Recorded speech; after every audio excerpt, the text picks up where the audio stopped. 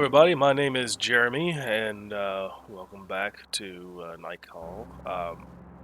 If you can't tell by the voice or by the cough that I'm fixing to call for your ear, I have tested tested positive. So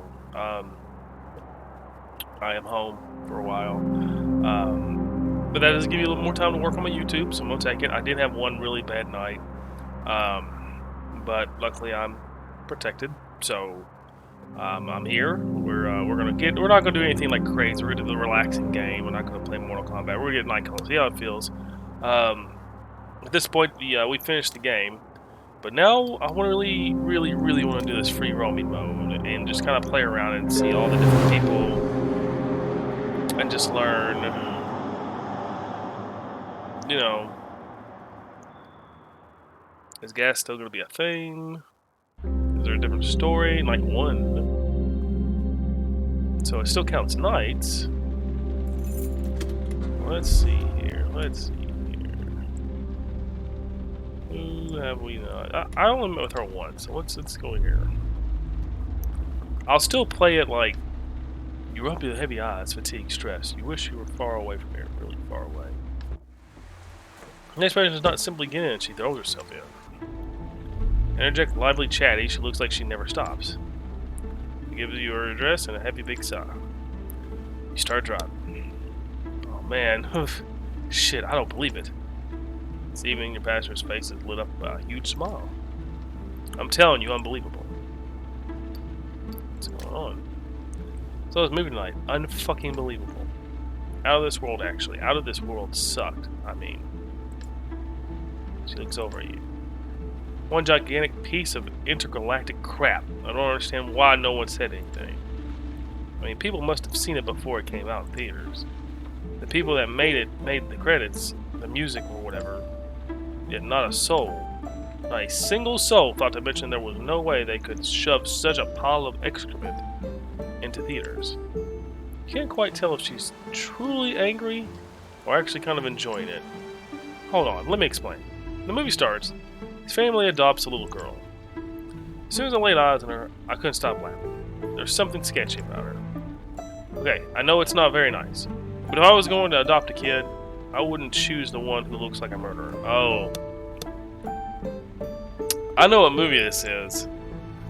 So I said, damn, wouldn't it be hilarious if she was actually an old lady with no wrinkles? I know exactly what movie this is. Hold on. Oh, Orphan, I think that's what it's called. I hope, no, spoilers, but Orphan, I think is what it's called. Yeah, it's a 2009 movie named Orphan. Yeah. They're talking about Orphan. And I started laughing to myself. Every time she came on screen, I couldn't stop laughing, you know. I imagine her taking her bath and her skin's like all wrinkly and shit, and she's really good at crossword puzzles and stuff, so her family starts to get suspicious. Okay, obviously some weird stuff happens. Her parents start to think she's a sleepwalker or possessed or something. I gotta admit, I wasn't paying too much attention. I was stuck in my own little world. And it goes downhill from there. The girl tries to kill her parents. So the mom starts to investigate. She wants to understand what happened to the girl she adopted. Turns out, she was really born decades ago. Her little girl is actually an old lady. She slaps her thighs and starts laughing. I fucking knew it. I knew it all along. I started bawling right there in the theater. I must have annoyed the hell out of the other people, but dude, it was too good. Too good. Pastor appears to be ecstatic, and yet her face becomes expressionless. She falls silent and settles into the back seat. Real turkey, huh? She answers vaguely without conviction. Yeah, real turkey. I haven't seen that many. It's funny for 5 minutes, but after that, it's just a waste of time. You can learn more from botched movies, like one that could have been good, but aren't. But total shit bombs like what I saw tonight, well, other than the fact that you can't make a movie out of such a stupid-ass idea, I learned nothing. He stares at the street going by. You okay? Probably throws her off. Yeah, yes, I think so. She smiles weakly. A moment goes by, then she clears her throat. Excuse me. Would you mind sharing something about yourself? You're surprised and take a minute before answering. Come again. About a movie you saw. I mean, I keep going on and on, but I want to hear from you. You hesitate, but there's something about the look in your passenger's eyes. First kiss at the movies. First movies you ever saw. Last movie you saw. The last movie I saw. I'll tell you about the last movie I saw on TV. The passenger is beside herself. On TV, you don't get out much. She opens her mouth but chooses to stop there. Anyway, it was a black and white movie, Japanese. Yeah, not sure how I happened upon it. You were at the hospital after the attack. Your roommate had taken the remote. He spent the whole day on History Channels, documentaries on World War II, brutalist architecture, Tibet. And one evening, that movie, an odd breath of fresh air. What was it about? It was kind of crazy, and I didn't understand everything. A friendship between a jazz buff and an American soldier.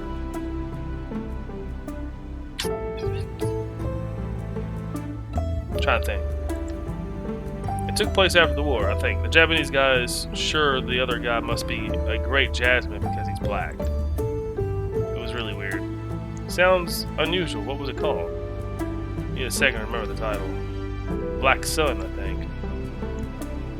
What did it do for you? Is that even a movie? Black Sun?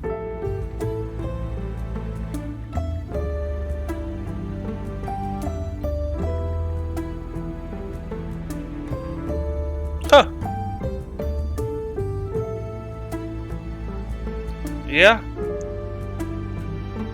That's a thing. Interesting. What did it do for you? Holds her gaze in the rearview mirror. Tell the truth. Touch me. Don't listen to jazz, but I think I understood what it was represented. It is free-form music, and the characters in the movie are trying to be free, though they never really get there. You're running out of air. They speak two different languages and can't understand each other. You imagine yourself on the hospital bed, again, TV on, the yellow subtitles. Sounds pretty nice. Can't be that easy to find a black and white Japanese film about jazz. She smiles at you. Thanks for telling me about it. I needed it. You're welcome. She smiles and then gazes outside. A second later, you can see her building in the corner. You pull up in front of the young lady's home. She glances at the windows on the top floor and sighs. Here goes. Good night. She pays her fare and gets out of the cab. The icy wind beats against her. You can hear her swearing as she disappears into the tunnel. Alright. Now. There's... spoiler alert. There's the killer. Now, this thing over here has always been kind of like... There's no gas either, so I can just drive around all willy-nilly and shit. So, I'm just going to drive around for a while, and... Kind of like, was weird. Like, it looked like a text bubble.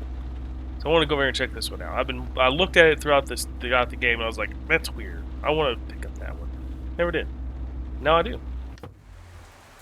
Passenger who gets in the cab is... Well, she isn't human. Oh. Her face lights up and gives you quite a start. Good evening. My name is Ada.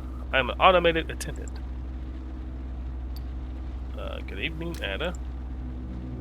It's a pleasure to meet you. You're a cab driver, and I need to go somewhere. Will you please take me to Gare Montparnasse? Give a slow nod.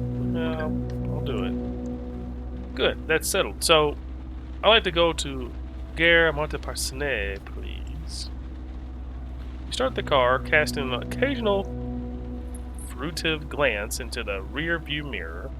There's something about her attitude that's bothering you. Perhaps it's her oversized fingers bending every which way. You seem disconnected, sir. How very unfortunate. Is there anything I can do to make you more comfortable? You don't know exactly what to look. Her screen, her face in her screen, her hands.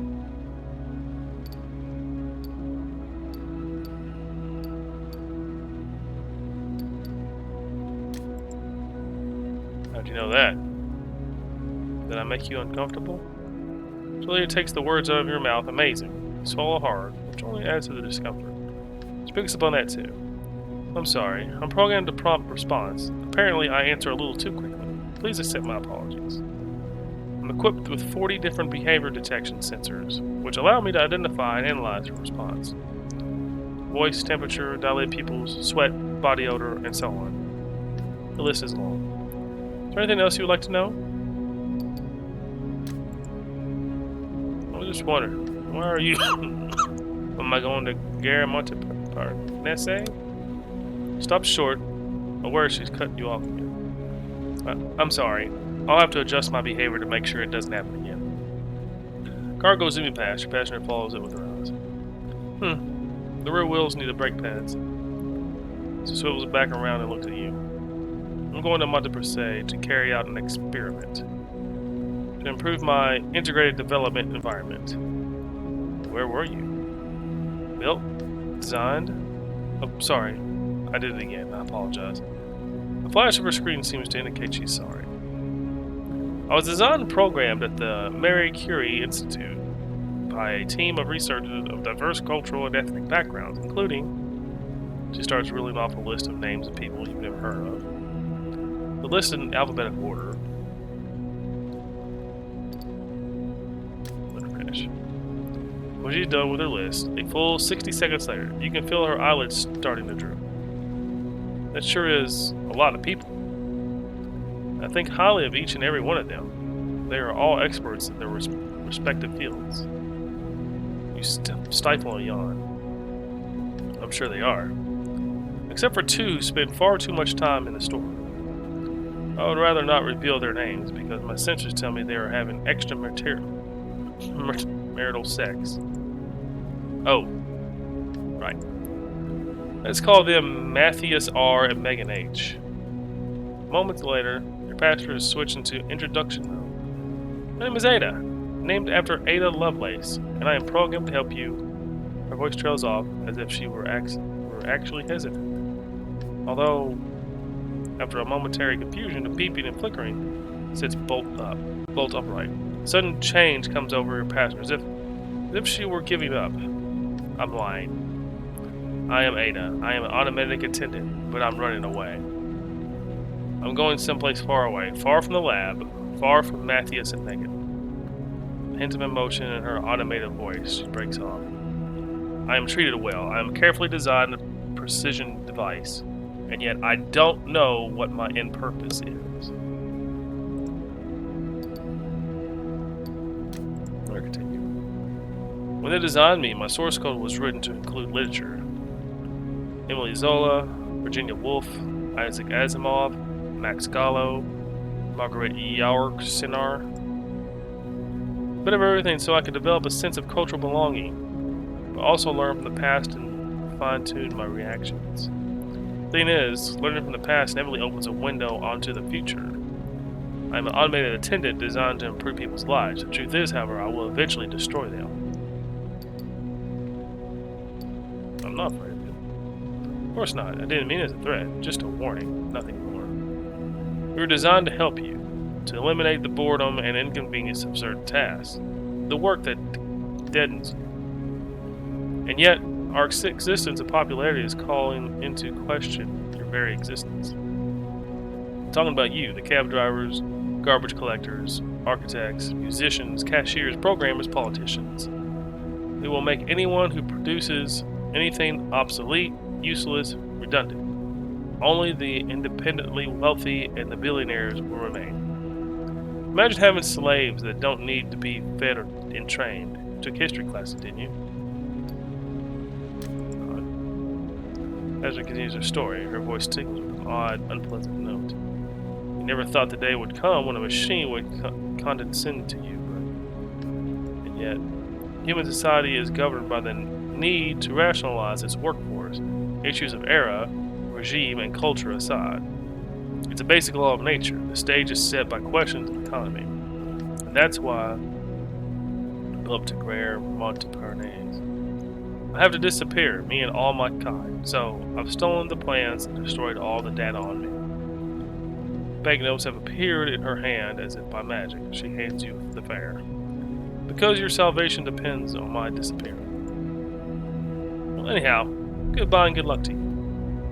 Don't forget what I've told you about us, and start investing in your own. The machine climbs out of the cab and makes its way over to the station. No one seems to notice her. A moment later, she's gone. You sit there for a while, unsettled on edge. At times like these, there's only one thing to do. Roll down the window, the cold air of Paris bites your face. You gulp in the fine particles of diesel exhaust. Start the cab. Interesting. Okay, so let's see here. I don't know. You look like a bitch. You're the kid, right? Let's go here. Is it all just not? Is it just continuous? That's what I hope.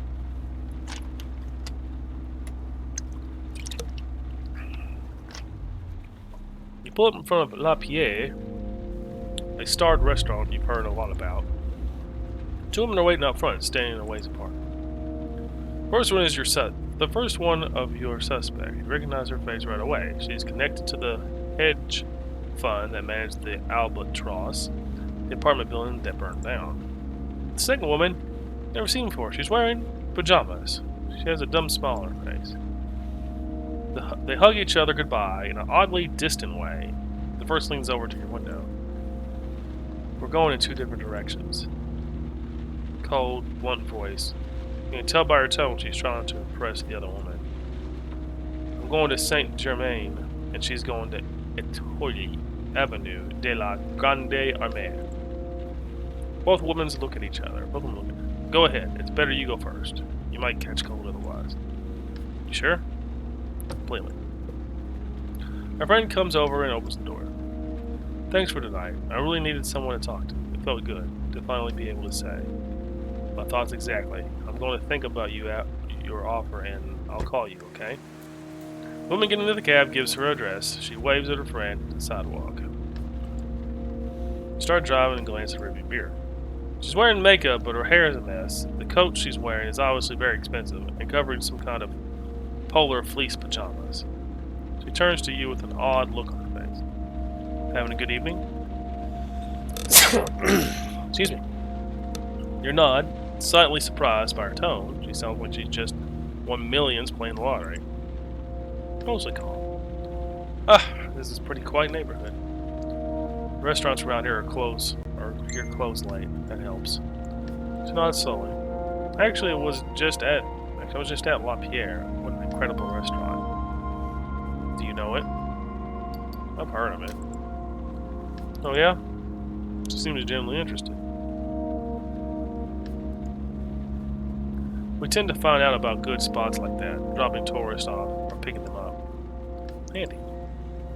Her smile is starting to make you comfortable. Where's the fucking smile? There's no fucking smile there. Yeah, I was thinking you must, meet all sorts of people. All shapes and forms, yes. Funny you say that. Must be refreshing. Night after night, new faces, new stories. You look like you're in an awfully good mood. Yes. Her face lights up. Yes, actually, fabulous evening. Excellent restaurant. Great wine. Not to mention a winning plan. A plan? Yes, a plan. A scheme. Plot of sorts, if you prefer. She leans forward slightly. Tell me, have you ever wanted to take revenge? Her attitude suddenly seems scary. That's more like it. Your blood freezes before you can react. She continues. I recommend it. That's an absolutely incredible sensation.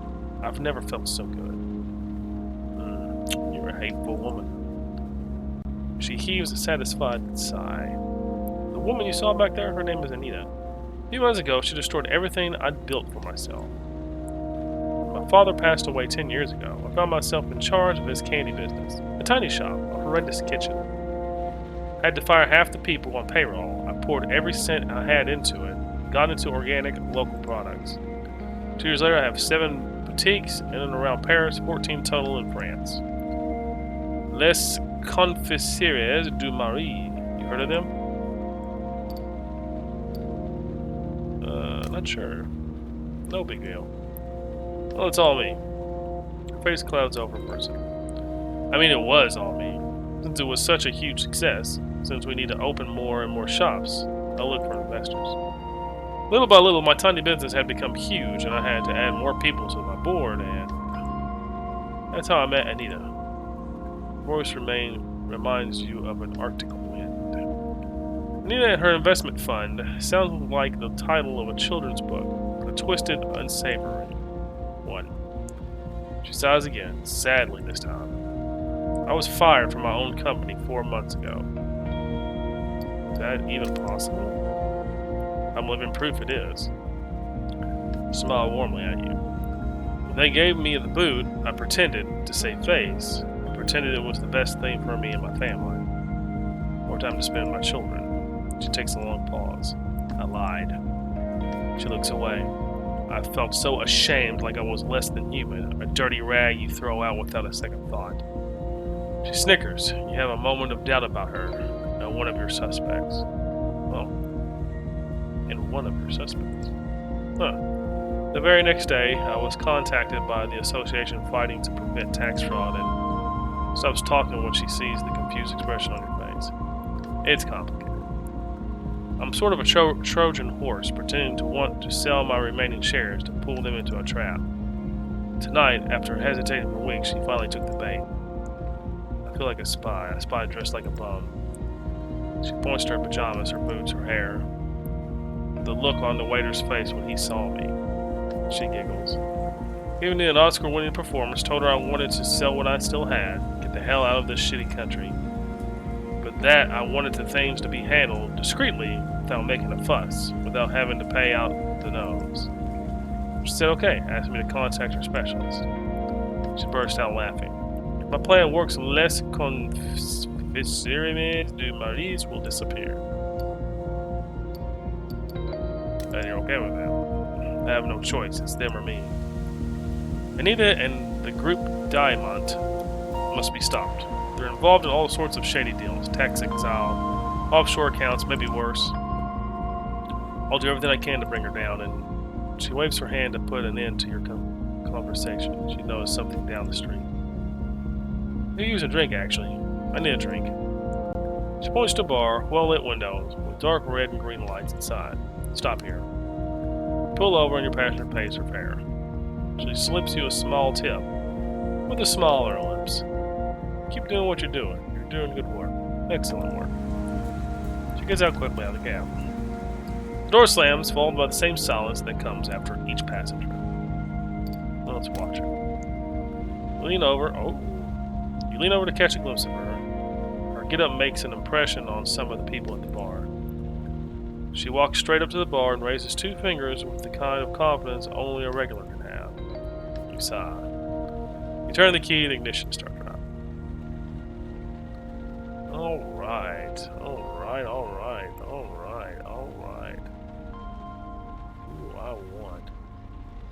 Ooh, I want. There's only two people here. Let's go get 2 people. There's no gas meter. I love that. Whoop. Woman is walking her dog, an Norris Greyhound with a long, pale coat. Oh, well. Sorry. Didn't finish that.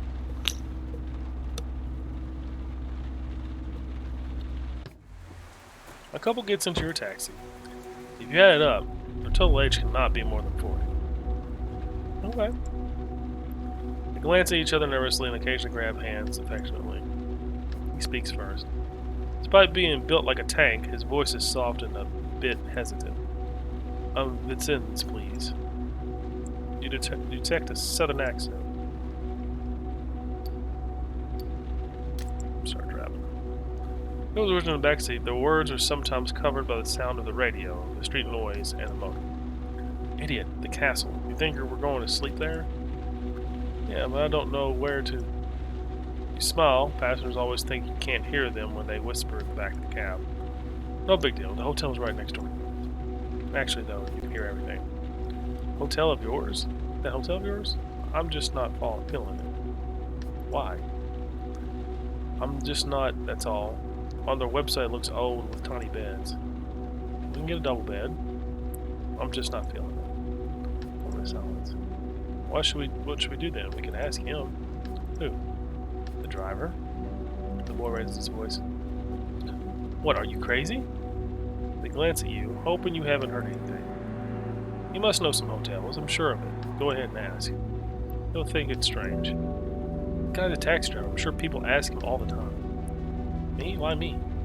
You're the one that doesn't want to wait for my parents to leave us their place. It's not why. It's just that your room is too what? There are posters on the wall.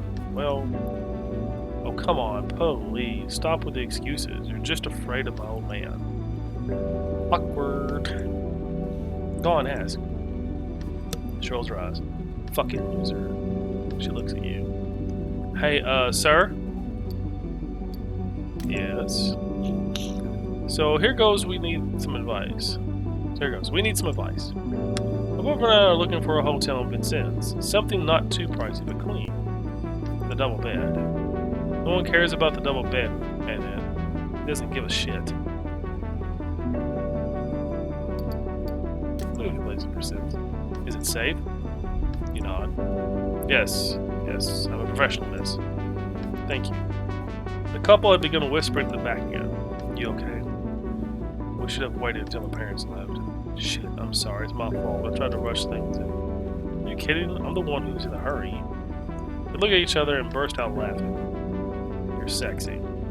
You're an idiot. Start laughing again. Seriously though, do you want to wait? Well, see when we get to the room. Yeah. They look deep into each other's eyes. You don't pay them any attention for the remainder of the ride. They continue to coo in the back. They warm the taxi up with their sweet words that float up to your ears. You stop the taxi in front of the hotel. It is a small, discreet building, no frills or fuss. Yet, it gives off a warm and welcoming impression. This is it?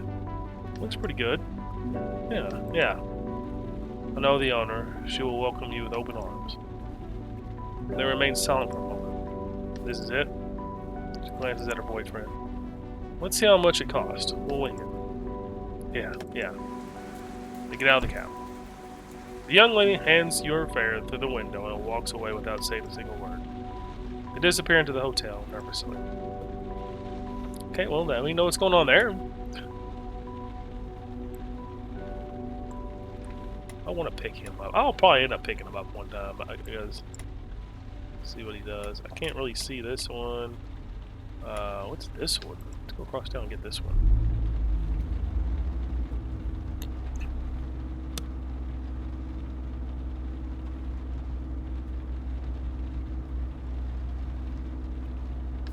Is it all just night one? You recall the Balzac was born in this street, or was it Zolt? Okay.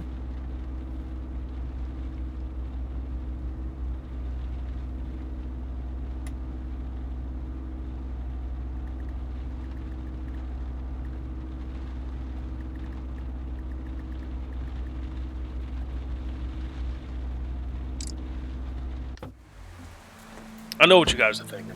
I know what you're thinking. It's the hair. I know what you're thinking. Next pastor has the overtired look worn by so many young Parisians. She grabs in the back seat and mumbles an address on the other side of the city. I think I picked her up before. You start driving. You discreetly watch her in the rearview mirror. Her face looks familiar. She's famous. Maybe you've driven her before. I have. A few minutes go by and you decide she must be a babysitter. Young, not necessarily wealthy, or expression utter boredom on her face. You offer to pick up this kind of spread, especially in nice neighborhoods. You sense your passenger wants to talk about the killer. It's simple. Since the first murder, everyone thinks they know something. Everyone thinks they saw something. This passenger is no exception. Have a good evening. Raise her head. Yeah. All silent again. The silent lasts a few seconds. I think it's the one that's fallen in love with the dad. Paris, she's beginning to fall asleep. Occasionally you catch her glancing discreetly at you, like maybe she recognizes you too. Let's go by before she dares break the silence. Can I ask you something? She leans forward slightly. You and I have already talked. You may not remember, but I was babysitting for an Iranian family and... Oh, okay. She leaves her sentence hanging. Of course, I do remember you. She smiles. Through her eyes tell you she's not entirely sure you're telling the truth. So not at all the same situation, anyway. There are new clients. I think they hit their son. Her sentence vanishes without a trace. They hit their son? She nods slowly. I've been taking care of this kid twice a week, sometimes more, for 3 or 4 months. At first, I found him to be really fearful. He whined a lot, always moaned for no reason. Last week, I had to give him a bath, and he had bruises all over his thighs. They were huge. I asked his mom about it tonight. She stopped herself like something held her back. What did she say? She swallows. That he fell at school, that it was nothing to worry about. But I don't know.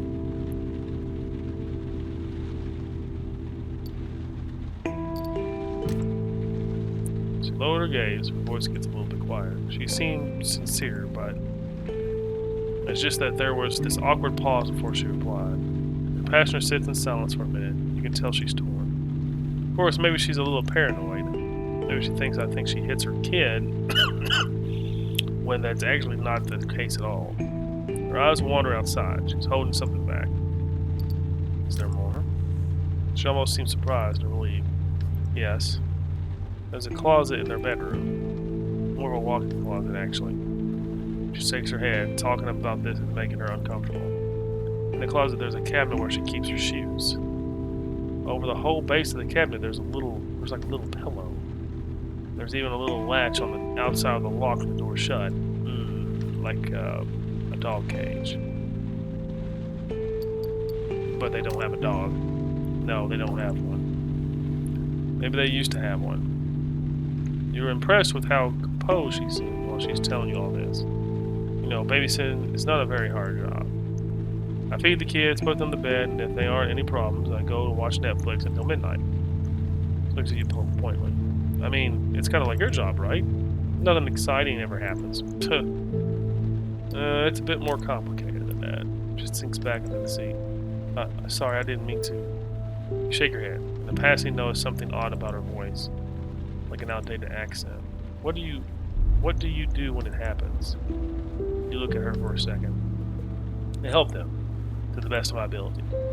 Nothing much. A bit of advice. Sometimes that little help.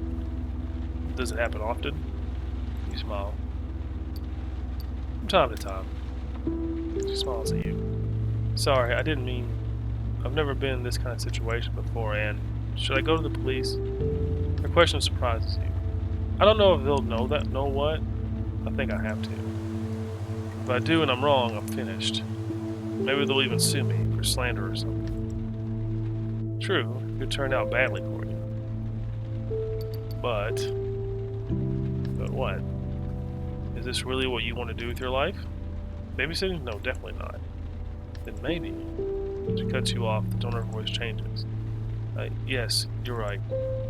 Silence fills the cab and the old woman in the back seat, who has been cold and stoic since the beginning of your conversation, begins to shake.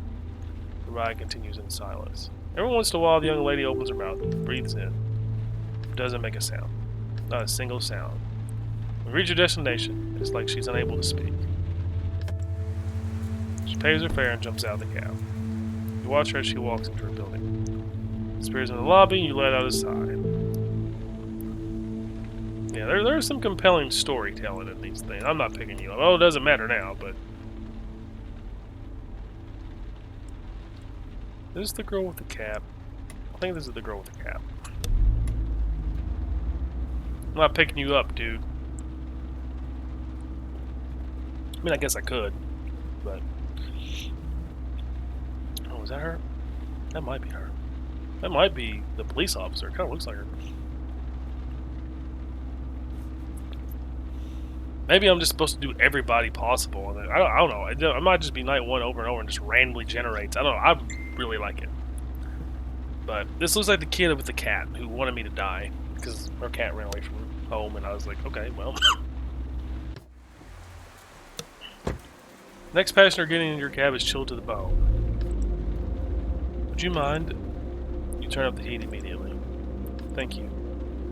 Her teeth are chattering. She looks like she's at the end of her rope. Thank you. I've been wandering around the woods for 3 hours. What the fuck? She looks at you. I'm not a... shame. I don't know. Better speak. She mumbles an almost inaudible thanks, shuts her eyes for a second, and joins the mouth. Where to? Nowhere. Here, actually, I need your help. If you're willing. Lean over to her. If I can be of help. Yes, I think I lost my cat. Run off into the woods. Would you mind helping me look for him? You nod. I'll look left and you look right. You start to drive very slowly. We should be able to hear him. He's, wounded. She opens the window. A gust of icy cold air fills the cab. What's his name? Young lady freezes. His name is Vincennes, like the woods, since that's where I found him. She looks away. You've been doing this job for a while? A few years now. Nice, okay. For several minutes, silence fills the cab. Sometimes she sticks her head out the window and calls her cat. Petite. Petite, petite, petite. She catches you looking at her in the rearview mirror and looks back in the window. Vincennes! Vincennes!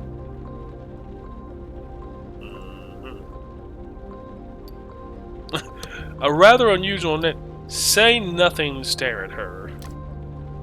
Look straight at her. Look straight up at you as well. For a second, a very brief second. Okay, fine, I must confess something. It's not exactly my cat. Whose cat is it then? She smirks. I'm a vet student, and the cat is from the lab at school. It escaped, and if I don't find it, I'll get a really bad grade and have to repeat a year. And if I have to repeat a year, my parents won't pay for school anymore. See, my mother and father are very reputable veterinarians. I can't let them down. We'll find them. She lowers her gaze, her voice is soft and muffled. Thank you from the bottom of my heart. This kind of thing never happens. Usually the cats are... She cuts her sentence short and looks outside. I thought I saw something. Keep driving.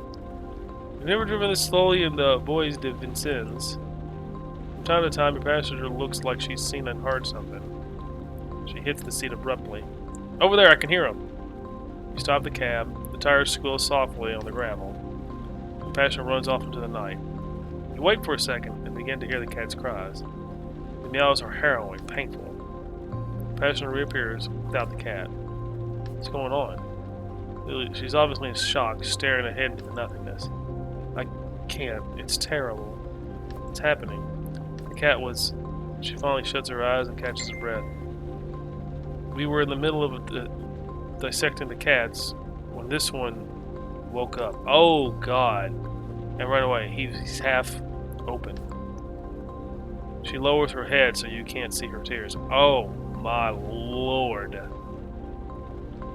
Oh no. I can't leave him like that. But I can't bring him back. He's suffering too much. Her hands are shaky. The meow in the distance curdles your blood. I can handle this. She slowly raises her head, like her skull weighs a ton. I can't ask you to do that for me. It's my fault. I'll take care of it. Your passenger says nothing more. I like to. You open the door, get out of the cab, take a few steps in the cold. The gravel squeaks under the weight of your shoes. Now the grass. The meow alone becomes more and more painful and plaintive. Leads you to the cat. Lean over to near it. For a second, it looks like it's going to bite you. It changes its mind. You grab its neck. You can feel the open wound under your fingers. Concentrate. Fingers work their way back up to the muzzle of the mouth. You can feel the whiskers tickle your fingertips. You yank. Like your brother taught you. Like your brother showed you. You can see the blood of the sand in the courtyard trickling up to your feet. You get up slowly. From where you are, you can see the thick cloud of pollution that hangs over Paris. Orange, huge, somehow non-threatening. Reassuring, actually. The cat has stopped meowing. You walk back towards the cab. Fingers crave a cigarette. Your lips crave a cigarette. Your eyes crave a cigarette. passenger wants to die. Door open, front seat, key in ignition, motor running. You start driving, your passenger is speaking, but her voices sound far away. I live on Rue de la Contrescarpe. You nod. A few minutes later, you leave the Bois Davidsons. The city goes by, you feel like it's only just been built, just settled in. I didn't expect to kill the fucking cat. Damn. You're shaking a little. In the back seat, your passenger starts to sob. I'm so sorry. If I'd known, I wouldn't have. Listen. Stay right at her. You're not far from your destination now. You want nothing more to smoke a cigarette. Forget all this and move on. Your voice immediately betrays how tired you are.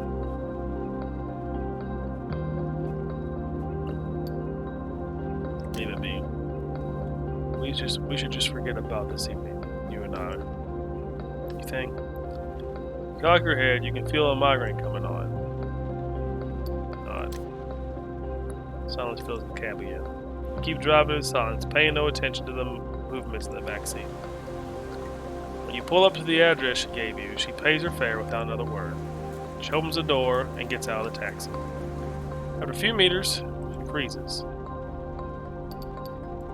Okay. Almost jumps when she hears your voice and walks toward the building.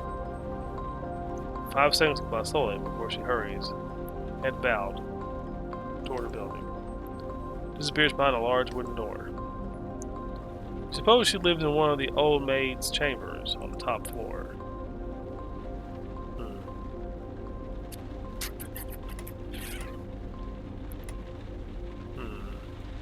What is this one? See, that's a weird one too. Let's look here. Not that one. There's this weird one here. Let's go here. I'm getting the weird shit now.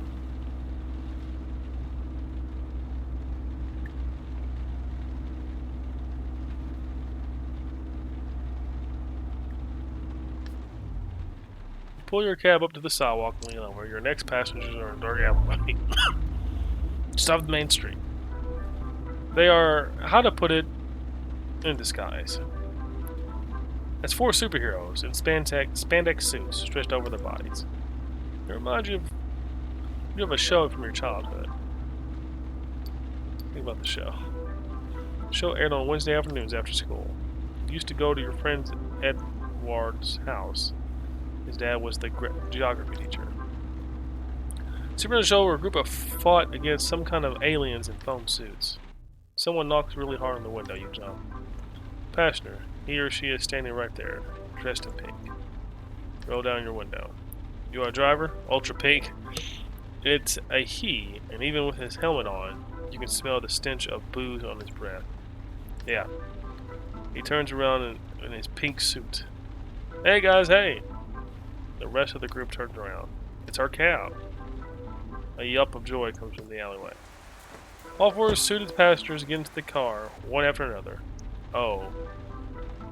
The aroma of beer and piss wafts in the cab. Okay, man. I'll be brief. We lost Ultra Yellow. We don't know where she's hiding. The one dressed in green starts screaming in the taxi. A deep male voice with a southern accent. We're drunk! Yeah, like we didn't know that already.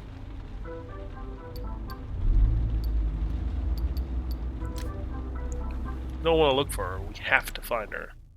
Dramatic pause. He extends a shaking finger and points to the roof.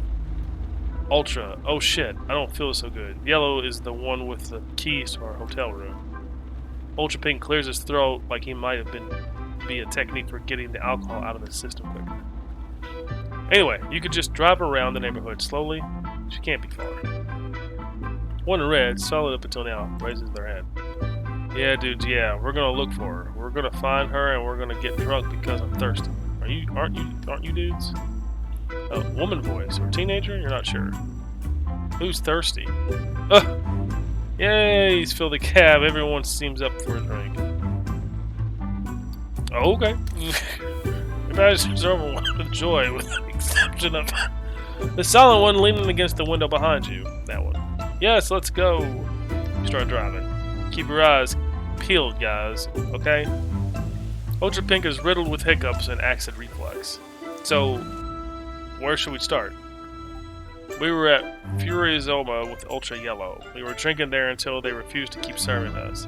Fucking Nazi hipsters. Damn. Bring it down a notch. No need to get so excited. Why don't we start there?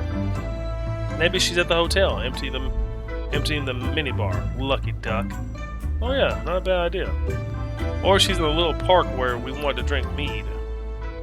A sigh escaped from the red helmet. The beer was so cheap, it was called beer, spelled wrong on the label and everything. But Red is right. Ultra Yellow might be in the little park. What should we? Oh fuck, my stomach.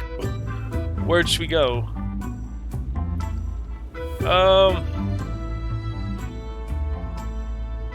I'd say the bar.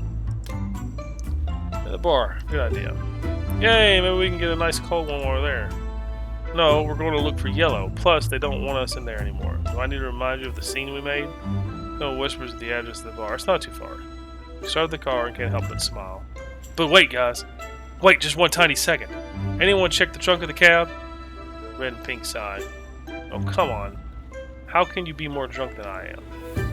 Did you pop some pills in the toilet again, huh? No, man, no! And they go to discuss their darkest memories of boozing past. As for Blue, he hasn't said a word all evening. You're starting to worry. Finally get to the bar and park where you can. Despite the time, the bar is still full of patrons and scattered across the sidewalk. Hey, look over there! What? What do you see? Well, that's Ultra Yellow, isn't it? They all lean over except Blue, trying to make the shape of the darkness. Oh, come on, that looks nothing like her. Honestly, you really need to stop drinking. I'm serious, you're making me thirsty. But I swear I thought I saw it was her. I thought it was her too. Oh, seriously, what is wrong with you two? We're never going to find her. Never, ever. Jesus, stop screaming already. The car totally smells like licorice now. You're such an ass.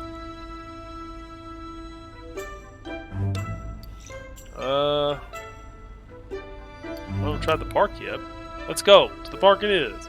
Maybe she's still there. No, she was with us at the bar, right? I don't know anymore. They tell you how to find the park, and they're talking about and you start the car. In the back, they spark up a discussion centering on the following theme. Which country has the best price amount of alcohol ratio? You quickly tune them out. You let out a sigh and shake your head, hoping you'll be done with them soon. Pink and Red vote for Bulgaria. Green shouts that the only right answer is Croatia. As for Blue, he still hasn't said nothing. You watch him in the rearview mirror. If you go by the way his head is lolling, he's starting to fall asleep. The park finally comes into sight and silence fills his cab. I don't see anyone in the park. You sure this is the one? Yes, I recognize it. That's where I yacked up my insides. And yet you're still totally drunk. Dude, I'm not that drunk. I'll prove it. I can remember my credit card number. 4434. You give out your credit card number when you're drunk? Oh, no, never, except when I'm drunk. It's all into the gap. Does anyone have a fucking idea? You clear your throat. She might be at the hotel. They look at you in silence. Not a bad idea. You're the man. This guy's a genius. Yeah, the hotel. She might already have crashed. Maybe she hooked up with someone. Shit. Yeah, okay, let's go. You start driving, a mild migraine takes over your head. You start driving to the address and the pink guy gave you. Behind you, the discussion is getting out of hand. Pink and Red think they never should have eaten at that sushi restaurant. Green is screaming that Yellow is totally nuts anyway. As for Blue, not a peep. Start getting worried. Fucking Blue, fucking gone. Leave him alone. I don't wake him up, make him puke. Turn your attention back to the road ahead and forget about the troop in the back seat for a while. Despite the stench of booze, despite the intermediate giggling. A few minutes later, you pull up in front of the hotel. It's the kind of place that tries to really hard to appear classy. The flowers in the entryway, clearly artificial. Okay, so what's the plan? I want to ask if she's there, and then, hey dudes, look, she's right there! Sitting right on the sidewalk a few meters from the hotel, you finally catch a glimpse of Ultra Yellow. She's leaning over the seams completely drunk. The pink guy starts fumbling in his spandex pants. We're going to take care of her. I think she needs us. Need any help? No. You get the impression he's suddenly in a hurry. Thanks for the help, man. We'll take it from here. Yeah, man. Thanks for the help, man. Stop screaming, for fuck's sake. Your taxi was like an angel that fell out of the sky into a barrel of beer. Come on, get out. Everyone had enough of your stinky breath. They get out of the car, one after another. Once the sidewalk, Blue got out. They walk over to their friend and surround her. Excuse me. Focus your attention on your taxi for a while and collect your thoughts. One guy who was screaming, his vulgar friend. Your head is pounding. You're shaken up. It's rare that your passions get under your skin that much. And just as you're pulling away from the hotel, you smell an unpleasant smell. Blue done puked. Turn around, Blue left a stain in the back seat. It's not really pee, nor is it vomit. It's indescribable. Yikes. The fuck, Blue? Glance outside. Your passengers are no longer in front of the hotel. Maybe they went inside? Open the windows and start driving. With a bit of luck, it'll be dry before you pick up the new passenger.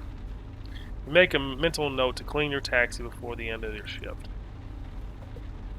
Well, unfortunately, I don't think I have a shift in this realm. I think I just keep going. That looks sketchy as fuck. This one. What time is it?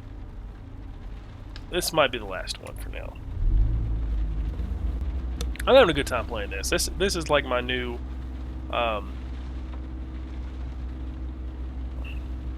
getting over with Bennett Foddy. That's how I feel like. Like, it's just very relaxing, learning people. I just enjoy it. But I do need my beauty sleep. So, this will probably be the last one. So, one thing I have not done, I have not lost my taste or smell. I still taste and smell everything just fine. So far, anyways. There's more roads out here. I want to know. Oh, shit, man. This person's holding the bow. Which is and inadvertently pokes in his eye while getting in the cab. He leaps into the backseat and looks at you with a lost expression on his face. I'm supposed to be at the Gambetta bus station in less than 15 minutes. Your seatbelt. You run the first red light you come across. With a little luck, you get this kid to his bus. You see him moping behind you. Oh, shit. Was it really that hard to be on time, bro? Yo, you shit stain. You can't miss this bus. You just can't, man. Everything alright back there, bunny guy? Yeah, okay, this might sound a little crazy, but, what do you think of my Gravita outfit? Gravita? Yeah, it's a race in a game. The bow, the helmet, the armor, you know all that shit. Very nice. Nice, yeah, okay, but do you think it's lit? Yeah, it's very interesting. Interesting. I don't want interesting. He sighs heavily and drops his head. Shit, all this for a chick. I'm so into her, I even started playing her favorite game, Lost Legend 5, to make her like me, but I look like a moron. He looks at the time on the meter. You don't look like a moron. You ever done anything like this for a chick? Nope. Oh yeah, I definitely did some stupid stuff. Much stupider than dressing up. I'm not dressing up, it's a cosplay. He turns his bow over. This cosplay is for a convention? Yeah, in Belgium. There'll be thousands of cosplayers, it's pretty legit. Will there be lots of graviers? Gravias. No, I don't think so. They're popular, but the costume is daring. You've got flasher abs and everyone all weekend. I'm sure you'll be fine. You really think so? Well, it's daring, plus you're the only one dressed up like that. It takes a minute to think. You're totally right. How could she not be into me? You're parked in front of the bus station. Your passenger hands you a bill and pays his fare. Keep the change. I've always wanted to say that. Good luck with the Gravier thing. Gravia, yeah. Thanks, man. A second later, he's running to his bus. His bow slung across his back. Alright, I think we're going to stop there for now. I hope it's not like... I hope it doesn't reset. That's my problem. I hope it doesn't, like, reset. But I'm really, like, enjoying this world that they've created. It's pretty, like... Some of them were kind of, like, eccentric. You know, the cosplayer's not. The robot was odd. But there's, like... you come across people that are just funny. You come across people that are like serious, and you get a good story. Like it's just a good mix of people's lives and stuff. So whoa, excuse me, sir. I was trying to get the whole map in the picture here. Not like that. But I think we're gonna stop there. Fuck you. Okay, fine. We're gonna stop there. Thank you guys very much for watching. I'm recovering. I'm fine. I am gonna get some sleep though. I'm hoping to make some more. Take the time while I'm here to just focus on videos, get some videos out, and yeah, try to take advantage of the time I have here. So thank you guys very much for watching. Like, comment, share, and subscribe, and I'll see you in the next one.